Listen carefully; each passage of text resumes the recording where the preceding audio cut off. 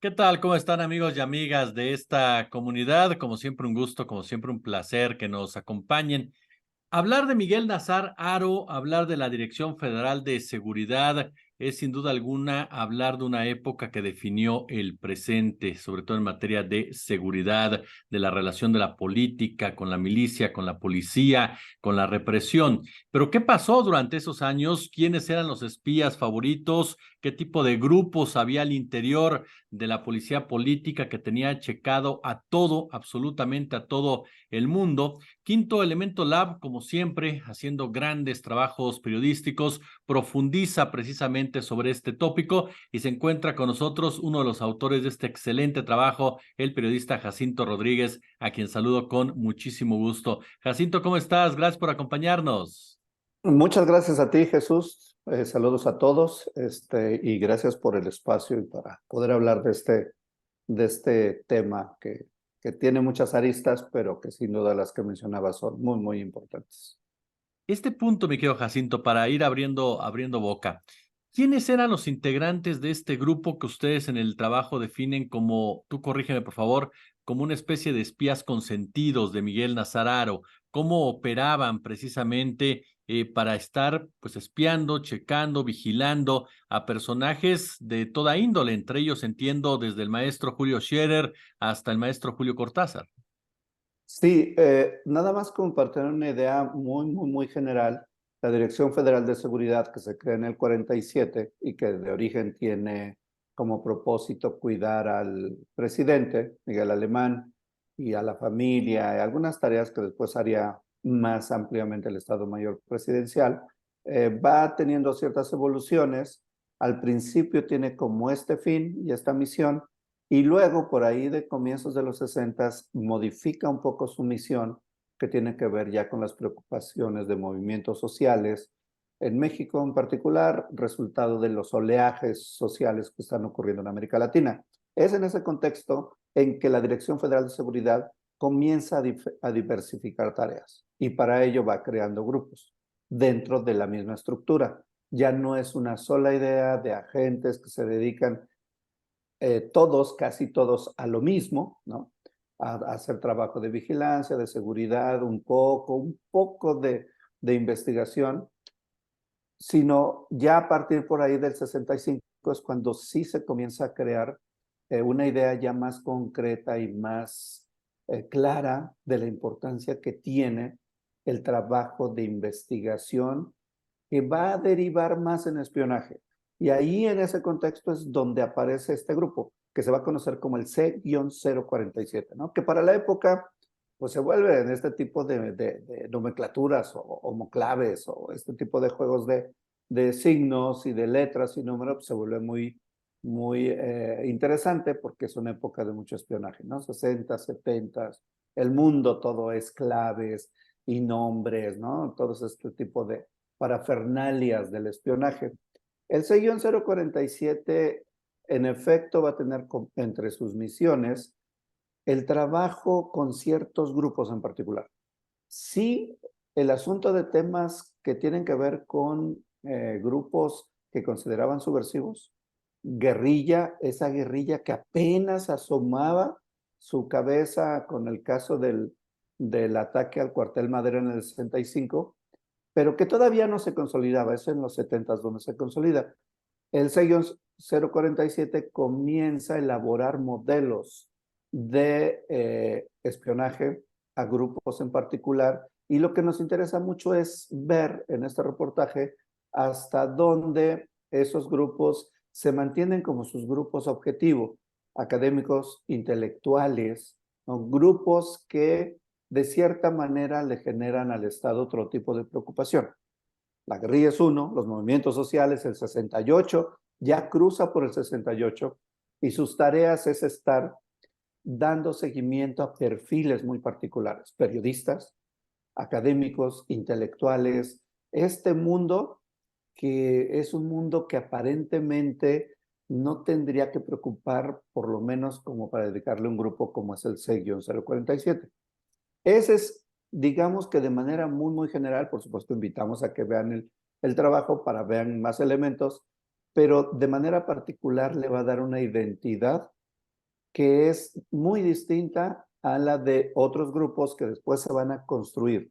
C-047 de cierta manera es un primer modelo de trabajo de inteligencia sistematizada, con más intención. No es que no se hiciera, ya habían otros grupos, pero aquí identificamos cómo esa investigación y ese espionaje sistematizado se enfoca a grupos muy concretos y después ese mismo modelo se va a ir aplicando en otro tipo de tareas de la DFS.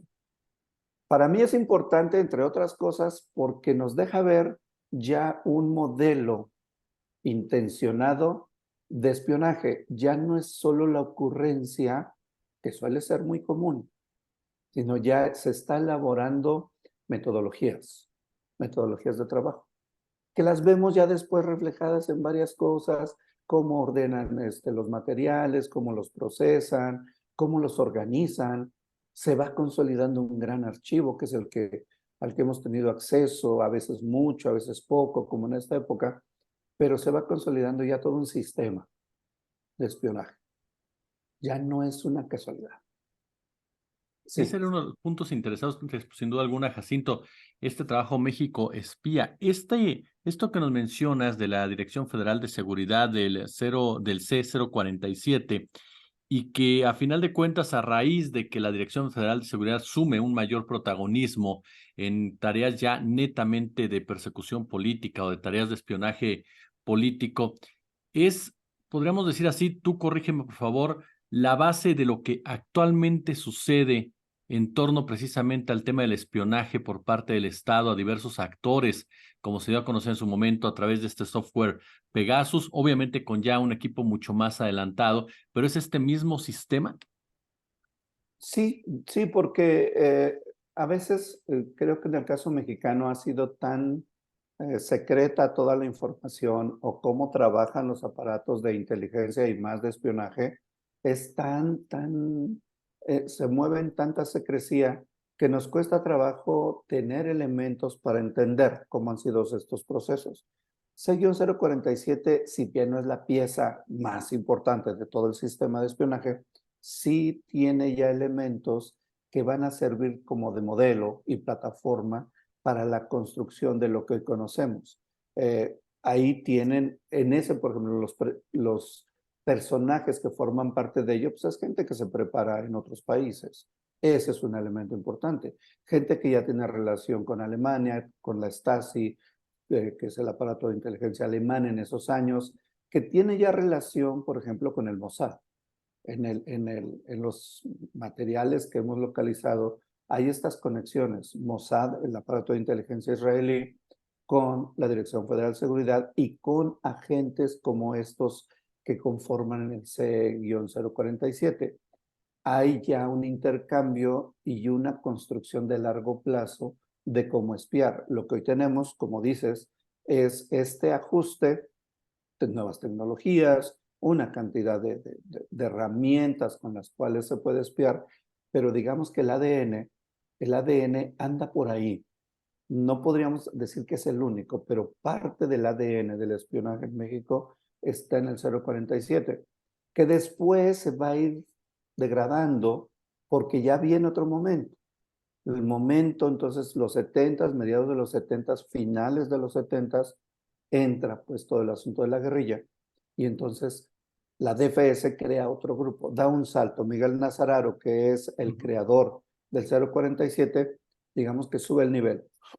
Si estaba en un nivel de espiar para obtener información y a partir de ahí ver cómo operaban, se pasa al nivel ya de la eliminación, porque ya entonces ya tienes un enemigo que ellos consideran un gran enemigo, que es la guerrilla, y entonces se crea la Brigada Blanca o el grupo especial. Hay raíces, hay elementos que van a servir del 047 para el trabajo de la Brigada Blanca, sí, aunque los personajes ya no son los mismos. Entonces son etapas, pero que de esta manera vamos entendiendo cómo es que se fue creando todo el modelo. O sea, la DFS no es un cuerpo que funcionó y logró todo lo que hizo sin estas piezas. Y hoy que las comenzamos a mirar con más detalle, pues nos da otra dimensión. Y sí nos ayuda muchísimo a entender qué ocurre ahora. O sea, ¿cuáles son las lógicas? Siempre hay lógicas en el trabajo de espionaje. Claro. ¿Cuáles son las lógicas actuales? Oye, Jacinto, Miguel Nazar Haro. ¿Qué dimensión tiene Miguel Nazar Haro? Mucha gente, el análisis muchas veces más sencillo es, era el alumno de Gutiérrez Barrios, era un hombre muy cercano a él, pero tenía un peso específico Miguel Nazar Haro en toda esa época en la Dirección Federal de Seguridad, como bien lo dices, en la creación de este tipo de grupos. Incluso, tú corrígeme por favor, y en este excelente trabajo hacen referencia incluso por qué se le nombra C047 a este grupo. ¿Quién era Miguel Nazar Haro? Perdón, sí, creo que los personajes van encajando en la historia. Hay una cosa entre extraña y misteriosa porque para que ciertos momentos de la historia tengan tal efecto de largo plazo, no son sin los personajes. En el caso de México, creo que hay personajes como Gutiérrez Barrios, que si bien era un personaje con una perversidad, una inteligencia perversa para construir, en gran medida se le debe la consolidación de la Dirección Federal de Seguridad. Él difícilmente uno lo imaginaría operando o haciendo el tipo de operaciones que hacía Miguel Nazararo. Miguel Nazararo es otro nivel. Digamos que es un personaje que funciona muy bien para los años en los que ya no era suficiente con la persuasión. 60 todavía vemos mucha persuasión, intentos de persuasión, intentos de darle otro ritmo a los movimientos sociales. Fernando Gutiérrez Barrios ayuda al Che Guevara y a Fidel Castro, que es de lo más recurrente irónico que tiene en su historia, en su biografía. Él ayuda para que salgan de México y consoliden la Revolución Cubana. 60, finales de los 50, 60, vemos eso, 70. Miguel Nazararo ya formaba parte desde los inicios de los 60 de la DFS. Sin embargo, su punto más alto va a ser en los años 70, cuando llega a ocupar la dirección, pero también se encuentra con otros personajes muy importantes como Javier García Paniagua, ¿no? El papá del actual candidato a la jefatura de la Ciudad de México, al gobierno de la Ciudad de México. Son personajes que funcionan en un momento determinado de la historia. Hacían falta personajes menos sensibles, más insensibles y que estuvieran dispuestos a tomar decisiones como fue la desaparición de muchos mexicanos. La cifra se ha movido y se seguirá moviendo, pero un punto de referencia es que por lo menos 500. En eso coinciden muchas cifras. Por lo menos 500 mexicanos consideraban enemigos del sistema, subversivos, fueron eliminados de la manera más brutal, que visto ya en retrospectiva, el Estado nunca estuvo en riesgo. Es decir, había grupos que se habían levantado, que pretendían, vía la guerrilla, eran los años de las guerrillas, querían subvertir el orden o aspirar al poder. Pero no, hoy que lo vemos, no había condiciones para que lo lograran. El Estado tenía personajes para que contuvieran esto y para que además dejaran una gran lección. Jesús, yo creo que una de las grandes, de los efectos más sutiles en sentido contrario a la libertad, es el trabajo de la Dirección Federal de Seguridad y de estos personajes, porque la lección que queda es que no puedes hacer algo que el Estado o que el sistema considere que es una agresión y que si lo haces, lo que viene es la desaparición. En el caso mexicano es muy interesante porque se dan estas desapariciones y es información que hasta hace pocos años comenzamos a entender, pero queda el mensaje. El sistema tiene aparatos los cuales tiene varios niveles. Uno es, te estoy espiando, te estoy vigilando, sabe que te estoy haciendo, que te estoy interfiriendo llamadas, que te estoy pinchando los teléfonos. sabe que estoy atento a eso. Y si no, lo que sigue son otros niveles. Y ahí otro personaje, otra institución entra en un papel importantísimo, el ejército. Miguel Nazararo es DFS, pero también lo que ocurrió en los 70 no es sin el apoyo del ejército. Se vincula en todas las instituciones. Esto es lo que estamos viendo con este tipo de trabajos, este y otros, de muchos colegas y académicos. Estamos viendo cómo las piezas y los tejidos se van dando y se van construyendo para que funcione un sistema. No solo la DFS, no solo el 047, sino todo un sistema que requiere de este tipo de elementos para consolidar lo que hoy tenemos, más Claro. allá de un gobierno. Sí. Oye, Jacinto, hablando precisamente de este sistema, hablando, como bien lo citas, del papel del ejército mexicano involucrado en cada uno de estos actos, de estas épocas, estos episodios de represión, de brutal represión, eh, los últimos casos emblemáticos, Ayotzinapa, Tlatlaya y otros más, hay una parte del trabajo en donde ustedes hablan de la tortura, de este lugar llamado, tú corrígeme, el Disco, que incluso era manejado por un sujeto apodado el Ayatollah. ¿Cómo funcionaba todo esto? Y es vinculado también hasta cierta forma a una especie de asesoría militar para el tema de la tortura, porque en esa época se hablaba mucho, también tú lo sabes mejor que yo, de asesorías por parte de las agencias norteamericanas, del ejército norteamericano, para los ejércitos latinoamericanos en materia de tortura. Sí, una de las grandes sorpresas es que había dentro del mismo 047 ciertos métodos que no precisamente se quedaban solo en la inteligencia. Trataron de hacer inteligencia en el sentido más puro del término, información, obtener información de manera cuidadosa, de manera dentro de las reglas institucionales para que el Estado tome decisiones. Esa es la inteligencia. Intentaron hacerlo.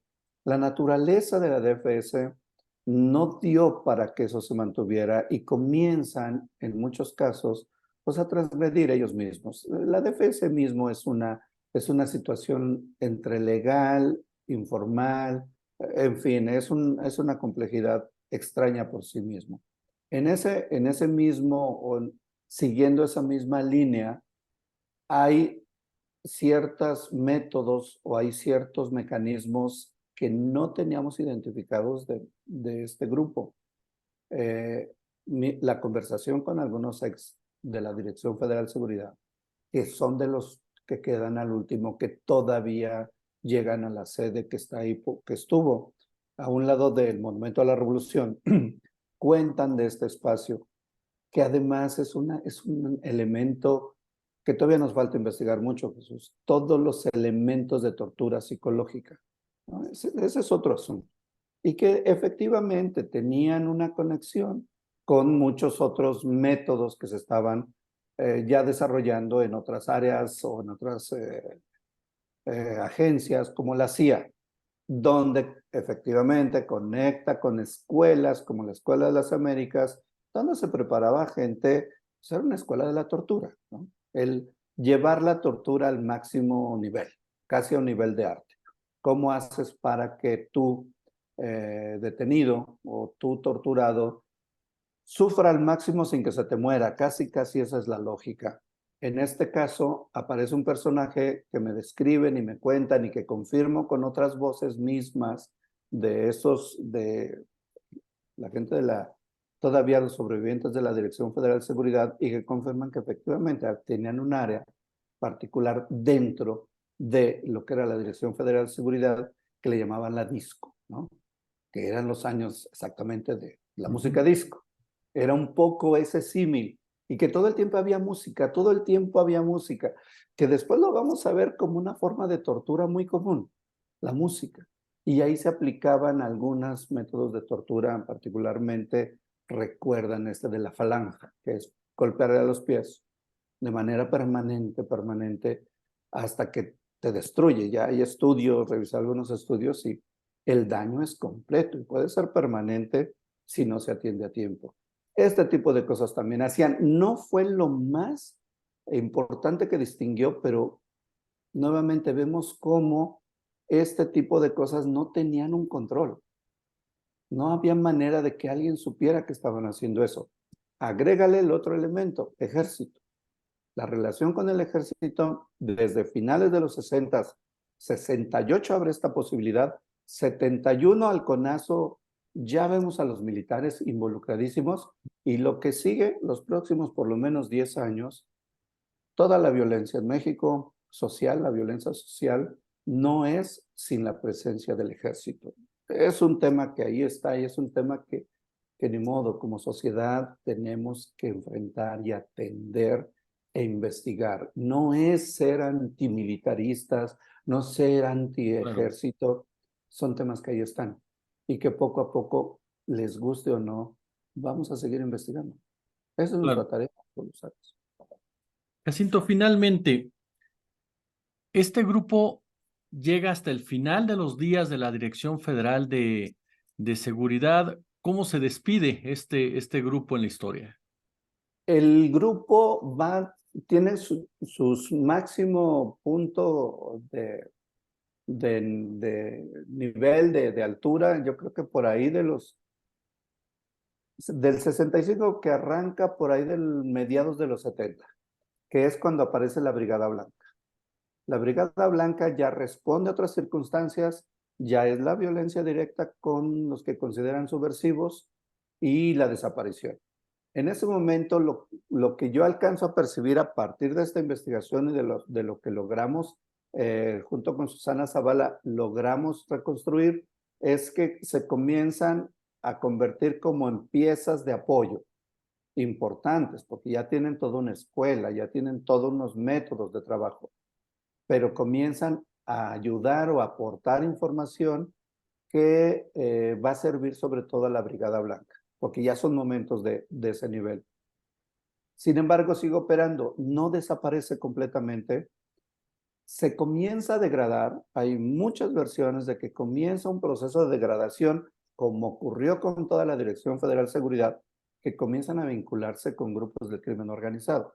C-047 se convierte también, por ser el consentido de Nazararo, comienza a obtener lugares o espacios donde pueden tener acceso a recursos de manera pues, muy directa, tipo aeropuerto, tipo aduanas, tipo lugares donde su papel ya no es lo más importante, es el espiar, sino ver cómo van teniendo y obteniendo ganancias.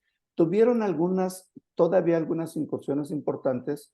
Hay temas por ahí que vale para el interés nacional revisar, donde todavía tienen cierto papel, cierta intervención, pero va bajando. Para los últimos años, la DFS desaparece en el 84-85, el asesinato de Manuel Buendía, el periodista, la desaparición y asesinato de Enrique Camarena, el agente de la DEA. Todo esto va a generar un contexto ya de que la DFS llegó al final, ya no hay nada que hacer, sus relaciones con el narco ya son amplísimas, y entonces lo que viene es el C-047 se convierte en un grupo que ahí está, y que algunos incluso lo dicen un poco también con este enojo y esta ironía y hasta sarcasmo, que eran una bola de flojos que solamente estaban esperando que les llegara su salario. Esa es un poco la historia del 047, pero también ya va conectada con toda la DFS, donde lo que vemos es un final en el cual no se tiene cuidado, se suelta a todos los agentes, se les libera, se les corre, se les despide, y después los vamos a ver involucrados a muchos de ellos en el crimen organizado y a otros todavía teniendo puestos en áreas de seguridad. Personajes como Martín Félix El Güero Lozano, lo vamos a ver todavía, y desde el reportaje en algunas áreas de inteligencia. Fernando de la Sota, lo vamos a ver involucrado en el caso Colosio. Muchos de ellos, algunos de ellos todavía están por ahí, algunos nombres quisimos en este momento no incluirlos, pero muchos están metidos todavía en las áreas de seguridad, como estas que mencionabas, CNI, etcétera. No se murió del todo, ahí digamos que el hilo de su origen sigue todavía vibrando en algunas áreas de seguridad de nuestro país. Los modelos fueron buenos y funcionaron y siguen todavía formando parte de un sistema. Mi querido Jacinto Rodríguez, de verdad te agradezco muchísimo estos minutos para nuestra comunidad y usted, amigo y amiga que acaba de escuchar esta entrevista, de verdad invitarlos a que ingresen a la página de Quinto Elemento Lab, que es quintoelab.org, que se metan a este excelente trabajo de México Espía, en donde efectivamente se encuentra la firma de Jacinto Rodríguez, de Susana Zavala, las ilustraciones de José Quintero, que también son verdaderamente espectaculares Increíble. y increíbles de verdad. Y yo te quiero agradecer estos minutos, Jacinto. Al contrario, Jesús, y estamos ahí en comunicación. Gracias por darle espacio a estos temas. Estos temas hay que seguirlos platicando. Y ahí vamos a estar. Totalmente. Muchas gracias. Hasta luego. Muchas gracias a todos y a todas.